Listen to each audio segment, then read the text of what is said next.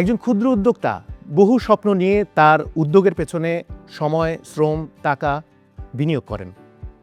তিনি চান সফল হতে, কিন্তু সবসময় কি পারেন? না পারলে কেন পারেন না? শুধু কি উদ্যোক্তাদেরই সমস্যা, নাকি সিস্টেমেও রয়েছে কোনো গলদ? এসব প্রশ্নের উত্তর খুঁজব আজ। দেশ এবং দেশের অর্থনীতির হালচাল নিয়ে আলোচনা অনুষ্ঠান চলতি হওয়ার আজকের পর্বে স্বাগত জানাচ্ছি আপনাদের সবাইকে। আজ আমরা আলোচনা করব উৎপাদন থেকে বাজার, বাধা এবং উত্তরণের উপায়। আর এই বিষয় নিয়ে আলোচনা করার জন্য আমাদের সঙ্গে আজ স্টুডিওতে হাজির রয়েছেন জিয়া আশরাফ, প্রতিষ্ঠাতা চালডাল.com, রয়েছেন বিশিষ্ট ব্যাংকার সৈয়দ মাহবুবুর রহমান, ব্যবস্থাপনা পরিচালক এবং সিইও, মিউচুয়াল ট্রাস্ট ব্যাংক। আপনাদের দুজনকে স্বাগত জানাচ্ছি আমাদের স্টুডিওতে। ধন্যবাদ। আমার এই প্রশ্নটা আপনাদের দুজনের কাছেই। একজন ক্ষুদ্র উদ্যোক্তার জন্য সবচেয়ে ভয়াবহ দুঃস্বপ্ন কোনটা? উৎপাদন করতে না পারা, নাকি উৎপাদিত পণ্য বাজারে না আনতে পারা? না, আমার কাছে মনে হয় ডেফিনেটলি অবশ্য উৎপাদন যে করেন তার জন্য বাজার করা যেমন ইম্পর্টেন্ট, প্রোডাক্ট ডেভেলপমেন্ট করা ইম্পর্টেন্ট, বাট আমার কাছে মনে হয় বাজারজাতটা হচ্ছে সবচেয়ে ক্রিটিক্যাল কাজ। কেন আপনি হয়তো একটা প্রোডাক্ট উৎপাদন করলে তো হবে না, বাজারজাত করতে না পারেন তাহলে কিন্তু আপনার কী হবে? আপনি আলটিমেটলি আপনার ওয়ার্কিং ক্যাপিটাল শর্ট পড়বে, আপনি ডিফল্ট করবেন, আপনার আরও অনেক ধরনের সমস্যার সৃষ্টি হবে। আবার ওখানে যে প্রোডাক্ট যদি না করতে পারেন তাহলে কী হবে? আপনার ডিমান্ড আছে, আপনি করতে পারছেন না, তাতে করে হচ্ছে কি আপনি আস্তে আস্তে আপনার বাজারে আপনার প্রেজেন্স থাকছে না। আপনি হয়তো একসময় করতে পারতেন কিন্তু এখন প্রোডাক্টটা করতে পারছেন না। সেই জন্য আসলে দুটাই ইম্পর্টেন্ট, বাট আমার কাছে মনে হয় যে আপনি প্রোডাক্ট বানিয়ে ফেললেন কিন্তু এরপরে আপনি যদি মার্কেট না করতে পারেন সেটা হচ্ছে মূল সমস্যা। ওখানে আমাদের যে এসএমইগুলো, যে কথা যদি বলি কটেজ, মাইক্রো, স্মলের, এদের মূল সমস্যা কিন্তু আসলে বাজারজাত করাটা হচ্ছে মূল সমস্যা। যে ভাই, আপনি কি একমত? জি, আমি একমত যে আমি মনে করি দুটোই ইম্পর্টেন্ট।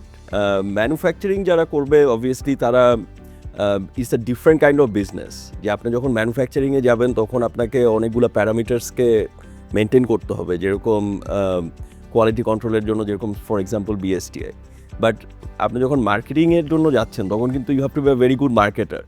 যেরকম আমি একজন ই কমার্স থেকে যেহেতু আসছি, আমি কিন্তু কোনো প্রোডাক্ট উৎপাদন করি না, কিন্তু তারপরেও আমি কিন্তু একটা বড় ব্যবসা হয়তো বা এই জায়গায় এস্টাবলিশ করতে পেরেছি, যেটা দিয়ে অনলাইনে ট্রেডিং হচ্ছে। সো ডিফারেন্ট বিজনেসে ডিফারেন্ট ধরন থাকবে, অ্যান্ড সেই ধরনগুলোর সাথে মিলিয়ে যেই উদ্যোক্তা যেই জায়গাটা নিয়ে কাজ করতে চায় তাকে সেই জায়গাটাই ফোকাস থাকতে হবে, আমি এটাই মনে করি। এই ক্ষেত্রে আমরা কি বলতে পারি যে বাজারে পণ্যের দাম অনেক চড়া থাকে, বিপণনের কারণেই হয়তো বাজার অনেক চড়া থাকে, কিন্তু সাপ্লাই চেনের একেবারে শুরুতে যে ভদ্রলোক কৃষক, তিনি আসলে ন্যায্য মূল্যটা পান না? এইটা কেন হয়, এবং আপনাদের যে উদ্যোগ সেগুলো দিয়ে আসলে এই ধরনের সমস্যাকে সমাধান করা যায় কিনা? আচ্ছা, ন্যায্য মূল্য যেটা পায় না, যেটা মানে সবসময় আমরা শুনতে পারি, তো ন্যায্য মূল্যটা কিসের উপরে পাচ্ছে না? এখানে দেখেন, আপনি যেই প্রোডাক্টটা হয়তো বা আপনি শহরে দেখতেছেন যে প্রাইসটা হয়তো বা একটু বেশি compare to the production cost. তো প্রোডাকশনের জন্য, যেহেতু আমি প্রথমেই বললাম যে প্রোডাকশন যে করবে তার জন্য কিন্তু ওই ব্যবসাটার ভিতরেই কিন্তু তাকে ম্যাথমেটিক্সটা করতে হবে, যে আমার ম্যানুফ্যাকচারিং এর জন্য এটা হয় না। যেমন 14 টাকা কেজি আলু উৎপাদনে খরচ হচ্ছে, কিন্তু বাজারে দাম পাওয়া যাচ্ছে 10 টাকা করে কেজি। তাহলে এই ক্ষেত্রে আসলে কৃষক এই সাপ্লাই চেনের অংশ হয়ে কোনোভাবে তার ন্যায্য মূল্যটা পেতে পারে কিনা, অর্থাৎ অন্তত যে টাকা খরচ করেছে উৎপাদনে সেই টাকাটুকু ফেরত পেতে পারে কিনা? না, সেটা পাওয়ার সম্ভাবনা তো সবসময় আছে, কিন্তু সেটার জন্য যেই ডিমান্ড অ্যান্ড সাপ্লাই, যেটা নিয়ে আপনি প্রথমেই প্রশ্ন করলেন, সেই ডিমান্ড অ্যান্ড সাপ্লাইটা তো দেখতে হবে। যে আপনি উৎপাদন করলেন 14 টাকায়, কিন্তু আরও অনেক লোক উৎপাদন করলো 14 টাকায়, তখন তো আর কাস্টমার কিনতেছে না সেই আইটেমটাকে, তাই না? সো সেই জায়গায় আপনার প্রাইসিংটা রেগুলেটেড যেভাবে হচ্ছে through ministry of commerce, they have to follow those kind of pricing patterns. আর সেই জায়গার মধ্যে যে লজিস্টিক সিস্টেম, এটা কিন্তু বাংলাদেশে অনেক উইক। যে আপনি গ্রামের কৃষক একটা ফসল ফলাচ্ছে, সেটাকে ঢাকায় আসতে আসতে এই ট্রান্সপোর্টেশনে আপনার কত টাকা আরও অ্যাড হচ্ছে সেটার সাথে, সেই অঙ্কটাও কিন্তু আপনাকে প্রোডাক্ট কস্টে ধরতে হবে। আপনি যদি মনে করেন যে আমি প্রোডাক্ট কস্ট 10 টাকা দিয়ে বানালাম আর ডেলিভারি করলাম আরও 5 টাকা দিয়ে, তাহলে 15 টাকা। তো 15 টাকা মানে আপনাকে লাভ করতে হলে, কমার্শিয়ালি যখন এটা আপনি সেল করতেছেন সেই জায়গায় যদি 5 টাকা প্রাইস বাড়ানো হয়, তখন কিন্তু কৃষকের মনে হচ্ছে যে আমি হয়তো বাজারে 20 টাকা বিক্রি হচ্ছে, আমি 15 টাকা দিয়ে আমি 15 টাকা পাচ্ছি। কিন্তু এখানে কিন্তু আরও অনেকগুলা কস্ট ইনভলভ হয়ে যায়, in the transportation, in the system, how you are preserving that items. আমি যেরকম রাজশাহী থেকে আম কিনলাম, আম কেনার পরে দেখলাম প্রথম প্রবলেম আসলো যে যেই ঝুড়িতে করে আম আমি ট্রাকে করে নিয়ে আসবো, সেই ঝুড়ি তার আমার পাঠাইতে হবে, আর না হলে ওই জায়গায় কারো কাছ থেকে এটাকে মানে রেন্ট নিতে হবে। জি। তো যার কাছ থেকে রেন্ট নেব সে আবার আরেকজনের বাস্কেটে আমাকে আনতে দিবে না। তো এই জায়গার যে মানে সিস্টেমের যে ডাইনামিক্সটা, সেটাকে যদি আরেকটু ফর্মাল করা যায় ইন সার্টেন ওয়েজ, তাহলে মনে হয় আমাদের কাছে ওই নেগেটিভিটি ওয়ার্ডগুলো একটু কম ইউজ করতে। লজিস্টিক্স ইজ বিগ ইস্যু আমাদের। মাহবুব ভাই, আপনার কাছে আসি। আপনি অর্থায়ন নিয়ে যদি একটু আমাদেরকে বলেন, যে উদ্যোক্তাদের ক্ষেত্রে একটা বড় অভিযোগ সব ক্ষেত্রেই, যে ব্যাংক বড় বড় ব্যবসায়ীদের লোন দেয় কিন্তু ক্ষুদ্র উদ্যোক্তাদের লোন দিতে চায় না। এক্ষেত্রে প্রচুর কাগজপত্র চায়, যেগুলো হয়তো তাদের ক্ষেত্রে তাদের পক্ষে সবসময় সংগ্রহ করাটাও সম্ভব হয় না। এই ক্ষেত্রে পার্টিকুলারলি মিউচুয়াল ট্রাস্ট ব্যাংকের কথাই যদি বলি, আপনাদের কি কোনো উদ্যোগ আছে যে ক্ষুদ্র উদ্যোক্তাদের পাশে দাঁড়ানোর মাঝে? হ্যাঁ, আমি যদি প্রথমে এমটিভির কথা বলি, আমাদের টোটাল যে এসএমই পোর্টফোলিও আছে, আমাদের কটেজ মাইক্রো স্মলটা কিন্তু 70%। সো আমরা কিন্তু ক্ষুদ্র উদ্যোক্তাকে বরঞ্চ বেশি প্রেফারেন্স দিই। ইভেন মিডিয়াম থেকে আমরা কটেজ মাইক্রো স্মলকে বেশি প্রেফারেন্স দিই, বিকজ ওই পার্টিকুলার সেক্টরটা হয়েছে কি, ওই পার্টিকুলার সেক্টরে আমি দেখেছি ওইখানে আপনার এনপিএল কম থাকে। আমি অনেক 7 বছর ব্যাংকও ছিলাম, সো আমার এক্সপিরিয়েন্সটা ওই রকমই। আপনার দেখা যাবে একটু বড় হয়ে গেলেই ডিফিকাল্ট হয়। ওরা প্রথমত হচ্ছে ওরা মানে এমনভাবে কাজ করে, একটু বড় ইনভেস্টমেন্ট হয়ে যায়, এবং মোস্টলি হয় কি ডেট ড্রিভেন। আমাদের ক্যাপিটাল অ্যাকোমোডেশন খুবটা হয় না, মোস্টলি ডেট ড্রিভেন। যখনই কোনো একটা ধরেন ম্যাক্রো ইস্যুশনে সমস্যা হয়, তাহলে কিন্তু কোম্পানিগুলোর প্রবলেম হয়ে যায়। আর আমাদের যেটা হয়েছে কি, স্টেবিলিটি নাই, পলিসি কনসিস্টেন্সি নাই। আপনার হঠাৎ করে একটা পরিবর্তন এসে গেল এবং সাথে সাথে ইম্প্যাক্ট হয়ে গেল। আপনার হয়তো আবার একটা ন্যাচারাল ক্যালামিটির ব্যাপার স্যাপার থাকে, আবার একটা মোড়ক ধরতে পারে, সেটা অনেক ধরনের কাজ করে। যার জন্য কটেজ মাইক্রো স্মল এরা কিন্তু ধরেন স্মল অ্যামাউন্ট নেয়, ওরা মোটামুটি একটা এর মধ্যে কাজ করে। সো ওইখানে বরঞ্চ আপনি দেখবেন ইন্ডাস্ট্রি যদি দেখেন, ব্র্যাক ব্যাংকেরও যদি আপনি দেখেন, সিটি ব্যাংক যারা এখন মূলত এখানে গেছে, তাদের কিন্তু কটেজ মাইক্রো স্মলের সাকসেসটা অনেক বেশি। একটা লোন দিতে গেলে আমাকে কিন্তু সব কাগজগুলি করতে হবে। বড় লোন নিতে গেলেও যেরকম কাগজগুলো দেখতে হবে, একটা ছোট লোন দেখতে গেলেও সে একই কাগজ দেখতে হবে। আনফর্চুনেটলি আমাদের যারা মানে স্মল কটে যারা আছেন, এদের কিন্তু ওই ধরনের ব্যাকগ্রাউন্ড নাই, ওই ধরনের ইনফরমেশন নাই। আর আমাদের দেশের data is a big issue. এখন ধরেন চাল ডাল বা এরকম যারা ফিনটেক যারা আছেন, তাদের সাথে আমরা কাজ করার চেষ্টা করছি। এখন মুশকিলটা হচ্ছে সেখানে গিয়ে সব ডাটা যখন নিতে যাই, সেই ডেটাতে অনেক ধরনের স্ট্রাকচার থাকে না, অনেক গার্বল থাকে, অনেক কিছু থাকে। বাট আমরা চেষ্টা করছি যে ফিনটেকদের সাথে কাজ করে, আমরা যেমন বেশ কয়েকটা ফিনটেকের সাথে কাজ করেছি, মানে ওই যে মানে প্রুফ অফ কনসেপ্ট যেটা বলে, ওই করে চেষ্টা করছি করা যায় কিনা। বাট এখানে ডেফিনেটলি অনেক সুযোগ আছে করার জন্য। আমরা হয়তো ব্যাংকারদের যে রিস্ক অ্যাপাইটেট যে থাকে, এখানে রিস্ক অ্যাপাইটেট কম। আর একটা হচ্ছে কনভিনিয়েন্স। আমি একটা বড় লোন দিলে 100 টাকা দিয়ে ফেললাম একবারে, আর আমি যখন 100 কোটি পোর্টফোলিও করতে হয় ছোট লোন দিয়ে, এটা বিগ ইস্যু। আর ব্যাংকগুলো যে সবসময় প্রফিট মোটিভ থাকে, যে ভালো ডিভিডেন্ড চাই, হেন চাই, তেন চাই, তো স্বাভাবিক লোকজন ছোটোই বড় বড় লোনের দিকে, ছোটো লোনের দিকে ফোকাস কম থাকে, কিন্তু মেনটেনেন্স কিন্তু অনেক বেশি। কেন এটা খুব সুপারভাইজ ক্রেডিট, এখানে কোলাটারাল তেমন থাকে না। এবং এখানে আপনি ধরেন একটা বড় লোন আপনাকে যেই সময় দিতে হয়, একটা ছোটো লোনের থেকে ওর চেয়ে বেশি সময় দিতে হয়। আমার খবর রাখতে হয় কখন টাকাটা আসছে না আসছে, এটা খুব ইম্পর্টেন্ট। কেন ওখানে যে সুপারভাইজ না করেন, টাকাটা পাবেন না। বিকজ ওই যে মানে বড়োয়ার যে একটা ইনস্টল মিস করে, পরবর্তী ইনস্টলমেন্ট পেমেন্ট করা ডিফিকাল্ট হয়, বিকজ তার ক্যাশ ফ্লো থেকে ওই এত কম থাকে, তার ওর রেভিনিউ এত কম, সেখান থেকে কিন্তু প্রফিট মার্জিন থেকে সে আমাকে যে একটা লোন যদি সে মিস করে ইএমআই, পরেরটা কিন্তু ডিফিকাল্ট হয়ে যায়, এবং সেটা কিন্তু আলটিমেটলি ওই ডিফল্টের মধ্যে সে থেকে যায়। সম্পূর্ণ প্রশ্নটা করে ফেলি, কোন খাতে এনপিএল সবচেয়ে বেশি, এই এসএমই খাতে নাকি বড় ইন্ডাস্ট্রিতে? আমি বলি এসএমই মধ্যে মিডিয়ামে, আপনার যদি জিজ্ঞেস করেন, মিডিয়ামে এনপিএল অলমোস্ট প্রায় 20%, ইন্ডাস্ট্রিতে 20% ইজ এ সিগনিফিকেন্ট অ্যামাউন্ট। সেটা একটা বেটার। আর অবশ্যই ওভারঅল তো আপনি জানেন এনপিএল আমাদের দেশে প্রায় 30% ক্রস 35% হয়ে বসে আছে, সেটা তো আপনি জানেনই। যে ভাই আপনাকে ফেরত আসি, এখনকার দিনে স্মার্টফোন হাতে থাকলে যে কেউ উদ্যোক্তা হতে পারছে, এরকম একটা ট্রেন্ড আমরা দেখতে পাই। কৃষক, কামার কুমার যেই হোক না কেন, সে যদি উৎপাদন করে, অন্তত এফ কমার্সের মাধ্যমে সে বিক্রি করতে পারছে, এরকম একটা ব্যবস্থা আছে।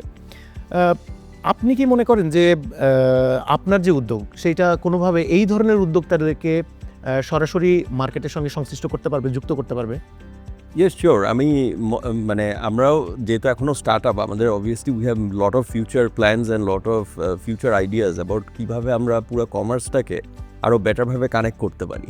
তো সেই জায়গার মধ্যে আপনার যারা small medium entrepreneurs plus like as you have said like the cottage entrepreneurs, তাদেরকেও তাদের প্রোডাক্ট যদি প্রপার হয়, তাদের প্রোডাক্ট যদি মানসম্মত হয়, লাইক বিএসটিআই, যেরকম আমরা বিএসটিআই ছাড়া প্রোডাক্ট সেল করি না, জাস্ট ফর দ্য প্যারামিটার যে হোয়াট এভার ইউ ম্যানুফ্যাকচার, আপনি যেটাই ম্যানুফ্যাকচার করেন সেটার যেন কোয়ালিটি একটা এনশিওর করা যায়। কারণ এন্ড অফ দ্য ডে আমরা কিন্তু প্রোডাক্টগুলো পাবলিককে সেল করতেছি, অ্যান্ড আমাদেরকে এনশিওর করতে হবে যে প্রোডাক্ট কোয়ালিটি মেনটেন হচ্ছে। তো আমরা তো 2013-তে চাল ডাল শুরু করেছি, কিন্তু অ্যাজ উই হ্যাভ প্রগ্রেসড আমরাও দেখেছি যে মার্কেটে এখানে অনেক ইমপ্রুভমেন্ট হয়েছে, যেখানে ভালো ভালো প্রোডাক্ট আসতেছে আর সেগুলোকে আমরা ইন্টিগ্রেট করে সেল করছি চাল ডালে। আচ্ছা, এই প্রশ্নটা আপনাদের দুজনের জন্যই। একটা বড় উদ্যোগ দেখা যায় পচনশীল দ্রব্য নিয়ে, অর্থাৎ দেখা যাচ্ছে যে যে জিনিসটা পেরিশেবল সেই জিনিসটার পেছনে হয়তো উৎপাদন করাটা সহজ বা হতে পারে যে কম শ্রম এবং বিনিয়োগ লাগে। পচনশীল দ্রব্য কিন্তু প্রচুর উৎপাদন হয়, কিন্তু একই সঙ্গে এটাও একটা সমস্যা যে আমাদের ইনফ্রাস্ট্রাকচারে প্রচুর কোল্ড স্টোরেজ নেই, ফলে দেখা যায় এই পচনশীল দ্রব্য মার্কেট পর্যন্ত আস্তে আস্তে নষ্ট হয়ে যাচ্ছে। এই সব ক্ষেত্রে আপনারা কোনোভাবে কোল্ড স্টোরেজ বা এই ধরনের যে ব্যাকের লিঙ্কেজ ইন্ডাস্ট্রি আছে সেইটার পেছনে বিনিয়োগ করে এই ক্ষুদ্র উদ্যোক্তাদের পাশে দাঁড়ানোর চেষ্টা করেন কিনা, বা এই ধরনের কোনো প্ল্যান আপনাদের আছে কিনা? আমার মিউচুয়াল ট্রাস্ট ব্যাংক আমি বলতে পারি, আমার গত 3টা আমরা করেছিলাম, বরিশালে, চিটাগংয়ে, প্রায় 3টা আমরা এরকম সাইলোজ আপনার করার জন্য করেছিলাম, যেখানে আপনার এই পচনশীল প্রোডাক্টগুলোকে আপনার প্রিজার্ভেশন করার জন্য। আসলে আমাদের এখানে হয়েছে কি অনেক প্যারিশেবল এগুলো হয়। আমাদের কোল্ড স্টোরেজ বলতে আমরা আগে থেকে বুঝতাম এটা হচ্ছে আলুর জন্য কোল্ড স্টোরেজ, এটা ছিল একটা ট্রেডিশন। কোল্ড স্টোরেজ মানে হচ্ছে আলু, এছাড়া অন্য কিছু হবে না। স্পেশালাইজ কোল্ড স্টোরেজ কিন্তু আমাদের দেশে ওরকমভাবে ডেভেলপ হয়, উনি ভালো বলতে পারবেন, ওরকম কিন্তু বেশ নাই। I would be coming to that point যে আপনার আমাদের দেশে অ্যাকচুয়ালি কোল্ড স্টোরেজগুলো একটা ডিপ ফ্রিজের মতো ভাবেই আপনাকে চিন্তা করতে হবে। যে আমি একটা বড় ফ্রিজ বানায় রাখছি যে জায়গার মধ্যে কোনো সিস্টেম নাই, যে জায়গার মধ্যে কোনো ধরনের মানে প্রোডাক্ট যে তাড়াতাড়ি ঢুকবে এবং তাড়াতাড়ি যে বের হবে বা এই টাইপের মেকানিজমগুলো নাই। ইটস আ ভেরি ম্যানুয়াল একটা মেকানিজম, যে আপনার একটা ফ্রিজের মধ্যে আপনার প্রোডাক্ট রেখে দিলেন 10 টন আলু, এবং যখন টাইম হলে আপনি এই 10 টন আলু নিয়ে আপনাকে চলে যাওয়া লাগবে। কিন্তু আমাদের জন্য দরকার হলো ডাইনামিক কোল্ড স্টোরেজ, যে আমি একজন কৃষক, আমি হয়তো বা চিটাগং থেকে ঢাকায় আসতেছি, এর মাঝখানে আমার গাড়ি নষ্ট হয়েছে, আমি যেন সাথে সাথে যে আমার সেই আলুটাকে স্টোর করতে পারি এবং 4 ঘন্টার মধ্যে আবার আলুটা নিয়ে আবার চলে যেতে পারি। তো আমার মনে হয় যে this is the plan of যারা কোল্ড স্টোরেজ ইন্ডাস্ট্রিতে আছে। আমি জানি অনেক কোল্ড স্টোরেজ আছে, কিন্তু সেটাকে এফেক্টিভ যদি করতে হয় তাহলে সেইটাকে আপনাকে আরও ডাইনামিক করতে হবে, যে একটা সফটওয়্যার দিতে হবে যে আচ্ছা ঠিক আছে, জিয়াশা প্রোডাক্ট নিয়ে আসছে, এটা আমরা 4 ঘন্টা কেন, আমরা আধা ঘন্টাও রাখতে পারবো। এই মাইন্ডসেটে সামনের দিকে আসতে হবে। স্পেশালাইজ নাই আসলে, ওটা সবচেয়ে বিরাট জিনিস হয়ে গেছে। এবং এখানে ধরেন এটা হয়তো একটা কমন ফ্যাসিলিটি সেন্টার করে সিএফসি, যেখানে থাকবে প্রপোর্শনেটলি হবে। এই জিনিসগুলো খুব ইম্পর্টেন্ট, যার জন্য দেখা যায় যে আপনি দেখেছেন যে অনেক সময় পাবনাতে যারা কৃষকরা দুধটা রাস্তায় মানে ছেড়ে দিচ্ছে, মানে অ্যাজ এ প্রোটেস্ট, যে আমি বিক্রি করতে পারি না, আমার ডিমান্ড হয় না। এই যে আপনার যে সিজনালিটি ব্যাপার যেমন থাকে, আপনি যে একসময় রাখবেন, পরে যখন অফ সিজনে বিক্রি করবেন, তাতে করে কৃষকরা কিন্তু ন্যায্য দামটা পেতে পারে। এখন হয় কি, আপনি নিয়ে রাখে, যখন আপনার ধরেন অফ সিজনে ওই যারা ধরেন মিডলম্যান, তারা কিন্তু বেনিফিটটা পায়, বিকজ তারা হায়ার প্রাইসে বিক্রি করতে পারছে। কৃষক কিন্তু পাচ্ছে না, কৃষক ওই যে সিজনের যেটা প্রোডাকশন করেছিল ওই প্রাইসটা পায়। সো এটা খুব ইম্পর্টেন্ট সরকারের কাছে। আমরা সবসময় বলি, ওনারাও বলেছেন যে এটা ডিস্ট্রিবিউটেড হবে অ্যাক্রস দ্য কান্ট্রি। মানে একটা হলো ডিস্ট্রিবিউশন প্রবলেম, একটা হলো এটার মেকানিজম অ্যান্ড মানে কত ডাইনামিক হবে সেটা একটা প্রবলেম, আর একটা হলো যে আপনার temperature control is also a problem. যে যেরকম সব প্রোডাক্ট আপনি সেম টেম্পারেচারে রাখতে পারবেন না, তো তখন হাউ ডু ইউ অ্যাকোমোডেট, মানে হোয়াট ইজ দ্য থিঙ্কিং? নাই আমাদের এই স্পেশালাইজেশনটা যেটা আপনি বারবার বললেন। মধ্যস্বত্বভোগীর কথা বলেন, আমি ওই প্রসঙ্গে আপনাকে প্রশ্ন করি। সেটা হচ্ছে যে মধ্যস্বত্বভোগী যদি বাদ দিয়ে সরাসরি আপনারা যে মডেলটা ব্যবহার করছেন এখন, কৃষক থেকে উৎপাদিত পণ্য সরাসরি গ্রাহকের কাছে পৌঁছে দেওয়া, এই জিনিসটা কি আসলে কাজ করছে এবং কৃষক এবং গ্রাহক দুজনে কি লাভবান হচ্ছে? মানে আপনার কি মনে হয়? না, এটা তো দুজনেই লাভবান হচ্ছে, এটার কোনো ডাউট নাই, না হলে তো আর আমরা কোম্পানিগুলো চালাতেই পারতাম। So obviously both sides are being benefited, কিন্তু এখানে বেনিফিটটার মধ্যে আপনি যে প্রশ্নটা করলেন সেখানে মনে হয় আপনি বলতে চাচ্ছেন যে আরও এফিসিয়েন্ট করতে, যে we want to make it more efficient, যাতে দুই পার্টি আরও বেটার প্রফিটেবিলিটির জায়গায় যেতে পারে। তো সেটা করা অবভিয়াসলি পসিবল। আমরা যেরকম আমরা একটা টেকনোলজি বানিয়েছি যেটা দিয়ে আপনি অনলাইনে বাজার করতে পারতেছেন, এটা something new compare to a lot of the market infrastructure. তো সেই জায়গায় যেরকম কিছুটা ডেভেলপ হয়েছে, কাস্টমারের সুবিধা হয়েছে জন্য হয়তোবা আপনারও বেশি প্রোডাক্ট চয়েস পাচ্ছেন অনলাইনে। আপনি একটা দোকানে ঢুকলে হয়তোবা 10টা সাবান দেখতেন, এখন আপনি দেখেন 15টা। আপনি অনেক ব্র্যান্ড আছে যেটা আপনার মাথায় আছে, সে ফর এক্সাম্পল কসকো সাবান, কিন্তু আপনি দোকানে গেলে কোথায় পাবেন আমি এখন আপনাকে জিজ্ঞেস করলে আপনি বলতে পারবেন না। তো সেইটার জায়গায় কিন্তু আপনার অবভিয়াসলি একটা বড় মার্কেট ক্রিয়েট হয়েছে। সো যারা এটা যদি একটা প্রোডাক্টও হয়, যেরকম সে অ্যাভোকাডো, হ্যাঁ এইটা আপনার একটা কৃষক যদি গ্রো করে, কৃষক জানে যে আমি এটা হয়তোবা অনলাইনে দিলে আরও প্রিমিয়াম কাস্টমার সেগমেন্ট ধরতে পারবো। তো যেরকম প্রোডাকশনও benefited, at the same time যারা সেলার তারাও বেনিফিটেড, যে আমাদের লোকালি অনেক কিছু এখন প্রোডাকশন হচ্ছে, আমরা সেটাকে খুঁজে কাস্টমারকে সেল করতে পারতেছি। মাহবুব ভাই, আপনার কাছে একটা প্রশ্ন, সেটা হচ্ছে যে আপনারা ঋণ দেন, একজন উদ্যোক্তা ঋণ নেওয়ার পরে সেই ঋণটাকে কিভাবে ব্যবস্থাপনা করবে বা তার অর্থনৈতিক ব্যবস্থাপনাটা কেমন হবে, এই বিষয়ে কি আপনারা কোনো গাইডলাইন দিতে পারেন বা হেল্প করতে পারেন? আমরা ধরনের কাজ করছি, প্রত্যেকটা ব্যাংক কাজটা করছে। আমার সেন্ট্রাল ব্যাংক হচ্ছে financial literacy is very important. টাকাটা নিয়ে আপনি যে কী করবেন, এই যে অ্যাকাউন্টগুলো করা, অনেক সময় হয় কি আপনি জানেন না আপনি যেটা করছেন এটা প্রফিটেবল কিনা। আপনি খরচ করছেন, ইনকাম করছেন, এর মধ্যে কোনো কিছু নয়। সেখানে খুব ইম্পর্টেন্ট হচ্ছে যে financial literacy is very important, এবং অ্যাট দ্য সেম টাইম আপনার অ্যাকাউন্টিংটা করা, এটা কিন্তু অনেক সময় করতে, যার জন্য আমরা কিন্তু সেন্ট্রাল ব্যাংকও করছে, তার গাইডলাইন্সে কিন্তু বিভিন্ন ব্যাংক কিন্তু এলাকাভিত্তিক কিন্তু এই কাজটা করছে, প্রতি বছরই কিন্তু করা হয়। এবং কিছু কিছু ব্যাংক নিজস্ব মানে উদ্যোগও কিন্তু এটা করছে। এন্ড অফ দ্য ডে এটা করার পর যেটা হয়, সেখান থেকে কিন্তু আমরা অনেক উদ্যোক্তা বেরিয়ে আসে। তো এগুলি কিন্তু আমরা কন্টিনিউসলি করি, ছাড়া কিন্তু হবে। শুধু টাকা পেলেই যে আপনি ব্যবসা করতে পারবেন এমন কথা, কারণ টাকা পাওয়ার পরে মার্কেটটা প্রথমত হচ্ছে যে কনসেপ্টটা, আপনি যখন ব্যবসা করতে আসছেন আপনি যেটা জানেন কিনা, আপনি মার্কেটটা জানেন কিনা, আপনি আলটিমেটলি ফিউচারটা কি, শুধুমাত্র আপনি তো একদিনের জন্য ব্যবসা করবেন না, আপনি একটা লম্বা সময়ে ব্যবসা করতে চান। তো এই জিনিসটাই ওই পার্টিকুলার ইন্ডিভিজুয়াল বা গ্রুপ অফ ইন্ডিভিজুয়াল সেই understanding is very important. Same time আমি এটুকু অ্যাড করবো আপনার সাথে, মাহবুব ভাইয়ের সাথে এটা অ্যাড করবো যে অলসো দি সেন্ট্রাল ব্যাংক যারা পলিসি গাইডলাইন দিচ্ছে to how the banks will operate, তাদেরকে অলসো আরও রোবাস্ট চিন্তা করতে হবে। যে আপনি যেরকম সে medium cottage, small cottage industry, start up, big business, how do identify them? মানে সবাই কেন সেম ডকুমেন্ট দেওয়া লাগবে? আপনার একটা সেম ক্রাইটেরিয়া কেন থাকবে?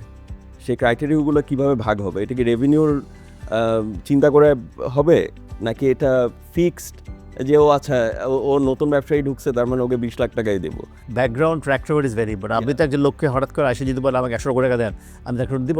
সেটা আপনি দিলেন না, কিন্তু মনে করেন এমন যদি হয়, লেটস টেক গার্মেন্টস, যা গার্মেন্টসের জিএম ছিল, উনি গার্মেন্টস 20 বছর ধরে করছে, দেন আপনার ব্যাংকে আসছে যে আমি এখন নিজেই একটা নিজে এক্সট্রা গার্মেন্টস দেব।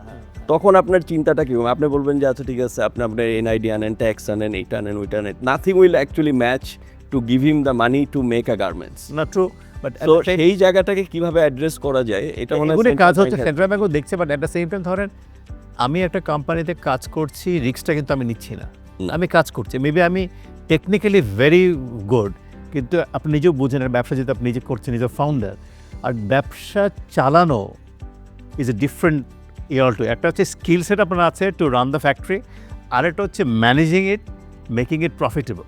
সো এখানে কিন্তু এডিশনাল কিছু ইস্যু আছে, ডিসিশন মেকিং এবিলিটি আছে।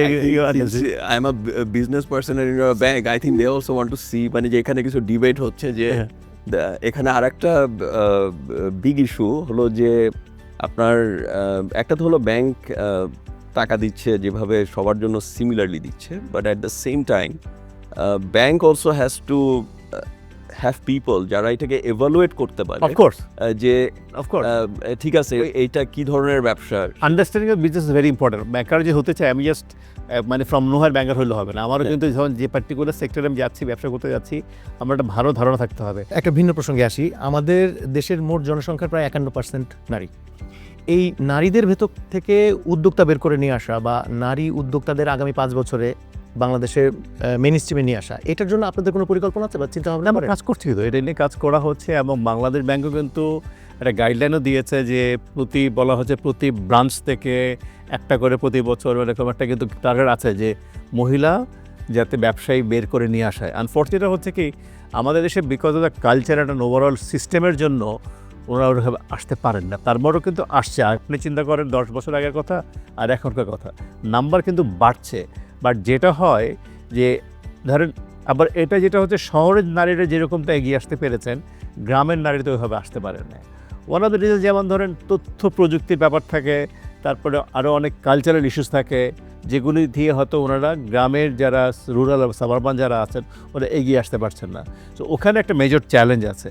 আর ব্যাংক হিসাবে আমি বললে এখানে কিন্তু ব্যাংকারদেরও একটা ভূমিকা আছে অবশ্যই, যাতে করে নারী উদ্যোক্তা হলেই, কারণ ওদের এগেইন যেটা জিয়া সাহেব বললেন যে ওর কোনো এক্সপিরিয়েন্স নাই, ওর কোনো ট্রেড লাইসেন্স নাই, ও যখন আসে যার জন্য দেখা যায় বেশিরভাগ নারী দেখবেন ওরা মূলত কমার্সে আছে। চলতি মূলধন নিয়ে আমি একটা প্রশ্ন করি, সেটা হচ্ছে যে হয়তো উদ্যোগটা নেওয়ার সময় তার ঋণের প্রয়োজন হলো না, কিন্তু ব্যবসাটা একটা পর্যায়ে যাওয়ার পরে তার চলতি মূলধন দরকার পড়ছে। এই ক্ষেত্রে পার্টিকুলারলি আপনার ব্যাংকের কথাই যদি বলি, মিউচুয়াল ট্রাস্ট ব্যাংক কি এই ধরনের চলতি মূলধন দেওয়ার জন্য কোনো ব্যবস্থাপনা রাখে বা এরকম আচ্ছা, আমরা হয়তো ধরেন আমরা ব্র্যাক বা অন্য ব্যাংকের মতো অত এসএমই ব্যাংক না, বাট আমাদের কিন্তু বিল্ড আপ করছি, কেন আমরা মূলত চাচ্ছি ফিনটেকদের সাথে কাজ করার জন্য। কেন এখন ধরেন ব্র্যাক মডেল বা সিটি ব্যাংক মডেল যেভাবে গেছে, ওরা ব্রাঞ্চ নেটওয়ার্ক নিয়ে গেছে, সেইভাবে করতে গেলে আমার অনেক সময় লাগবে। So what you are trying to, যেমন ধরুন ওদের মতো কোম্পানি যারা ফিনটেক দেশে করলে হয় কি, আপনি আরও ডিপ রুট চলে আরও বটম অফ দ্য পিরামিডে চলে যেতে পারবে। কেন ওই স্টেজে আমি বলি এইসব লোন কিন্তু ভেরি মাচ সুপারভাইজ ক্রেডিট, আমার পক্ষে ওইখানে গিয়ে ওই সুপারভাইজ করা সম্ভব না। আমরা যেটা করতে যাচ্ছি ফিনটেকদের সাথে কিছু যেটা বললাম করা শুরু হয়েছে, ওদের মাধ্যমে আমরা যেতে চাচ্ছি। তো সেটা করতে পারলে আমার কাছে মনে হয় যে that will be very much there, এবং চলতি মূলধনটা না হলে তো ব্যবসা করবো। যে ভাই আপনি কি মনে করেন?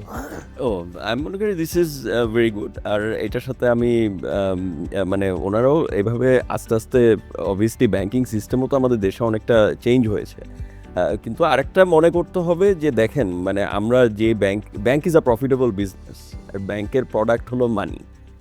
তো আমাদেরকে বুঝতে হবে যে আমরা সবসময় আমাদের দেশে কোনো বেশিরভাগ ব্যাংকই প্রফিটে আছে, অ্যান্ড প্রফিটের নাম্বারগুলো পাবলিকলি ডিসক্লোজড হতেই হয়। হ্যাঁ, because it's a public company.